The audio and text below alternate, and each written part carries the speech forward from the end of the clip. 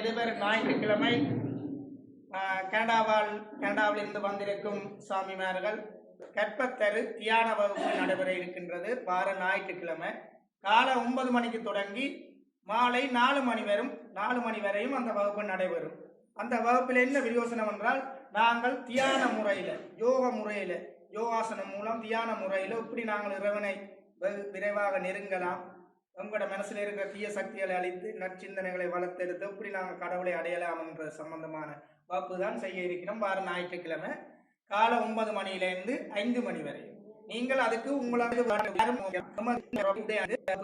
கையில் கொண்டு வர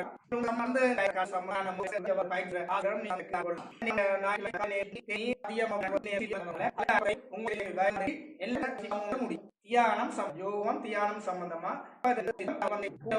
வழங்கப்படுவது.